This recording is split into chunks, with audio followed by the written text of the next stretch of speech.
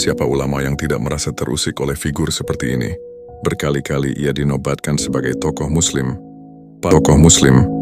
paling berpengaruh di dunia. Bukan karena pencitraan, bukan karena media, tetapi karena kenyataan sejarah. Ia bukan sekadar ulama yang secara alami menguasai ilmu-ilmu Islam. Ia juga memahami pemerintahan politik, geopolitik, hingga pertahanan dan keamanan negara.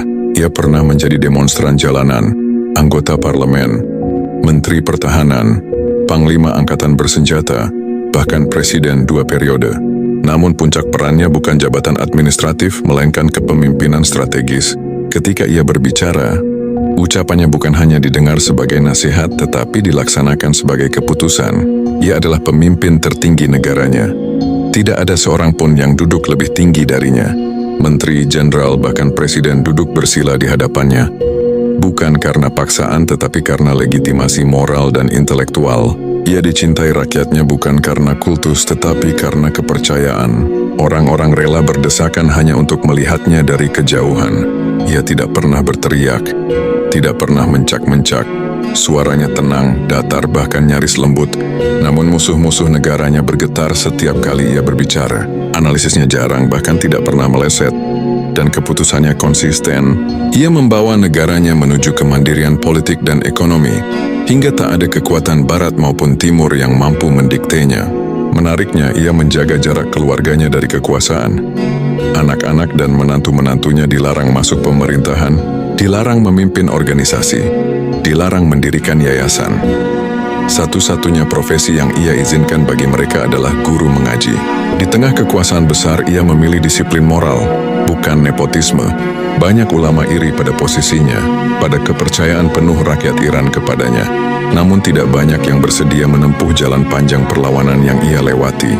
Puluhan tahun tekanan, embargo, sanksi, ancaman perang, dan isolasi global. Lebih dari 4 dekade ia menjaga negaranya. Kekuasaan sebesar itu tidak membuatnya kaya, tidak membuatnya arogan, dan tidak melemahkannya. Justru sebaliknya, ia tampak semakin kokoh, bahkan semakin berwibawa di usia yang kian senja. Satu hal lagi yang sulit ditelan oleh banyak pihak. Ia seorang Sayyid, seorang Syiah, dan nyaris tak ditemukan celah moral dalam hidup pribadinya. Maka untuk menutupi rasa inferior, terutama bagi komunitas yang tak pernah mampu menghadirkan ulama yang sekaligus pemimpin besar bagi negaranya sendiri, jalan termudah hanyalah satu, menyebut Syiah bukan Islam. Bukan karena argumen, bukan karena ilmu, tetapi karena ketidakmampuan menghadirkan teladan tandingan. Layaknya seorang ulama besar seperti Ayatullah Ali Khamenei. Catatan, tulisan di atas digubah ulang oleh admin, tanpa menghilangkan konteks dari isi narasi. Tulisan di atas diambil dari tulisan Ismail Amin Pasinai. Tokoh Muslim paling berpengaruh di dunia. Bukan karena pencitraan, bukan karena media, tetapi karena kenyataan sejarah. Ia bukan sekadar ulama yang secara alami menguasai ilmu-ilmu Islam. Ia juga memahami pemerintahan politik, geopolitik, hingga pertahanan dan keamanan negara. Ia pernah menjadi demonstran jalanan, anggota parlemen, menteri pertahanan, panglima angkatan bersenjata, bahkan presiden 2 periode. Namun puncak perannya bukan jabatan administratif, melainkan kepemimpinan strategis. Ketika ia berbicara, ucapannya bukan hanya didengar sebagai nasihat, tetapi dilaksanakan sebagai keputusan. Ia adalah pemimpin tertinggi negaranya. Tidak ada seorang pun yang duduk lebih tinggi darinya. Menteri, jenderal, bahkan presiden duduk bersila di hadapannya. Bukan karena paksaan, tetapi karena legitimasi moral dan intelektual. Ia dicintai rakyatnya bukan karena kultus, tetapi karena kepercayaan. Orang-orang rela berdesakan hanya untuk melihatnya dari kejauhan. Ia tidak pernah berteriak, tidak pernah mencak-mencak. Suaranya tenang, datar, bahkan nyaris lembut.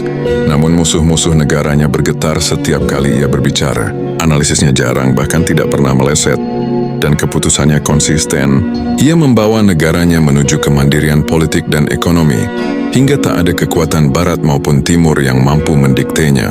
Menariknya, ia menjaga jarak keluarganya dari kekuasaan. Anak-anak dan menantu-menantunya dilarang masuk pemerintahan, dilarang memimpin organisasi, dilarang mendirikan yayasan. Satu-satunya profesi yang ia izinkan bagi mereka adalah guru mengaji. Di tengah kekuasaan besar, puluhan tahun tekanan, embargo, sanksi, ancaman perang, dan isolasi global, dan tidak melemahkannya. Justru sebaliknya, ia tampak semakin kokoh, bahkan semakin berwibawa di usia yang kian senja. Satu hal lagi yang sulit ditelan oleh banyak pihak. Ia seorang Sayyid, seorang Syiah, dan nyaris tak ditemukan celah moral dalam hidup pribadinya. Maka untuk menutupi rasa inferior, terutama bagi komunitas yang tak pernah mampu menghadirkan ulama yang sekaligus pemimpin besar bagi negaranya sendiri, jalan termudah hanyalah satu, menyebut Syiah bukan Islam. Bukan karena argumen, bukan karena ilmu, tetapi karena ketidakmampuan menghadirkan teladan tandingan. Layaknya seorang ulama besar seperti Ayatullah Ali Khamenei. Catatan, tulisan di atas digubah ulang oleh admin, tanpa menghilangkan konteks dari isi narasi. Tulisan di atas diambil dari tulisan Ismail Amin Pasinai,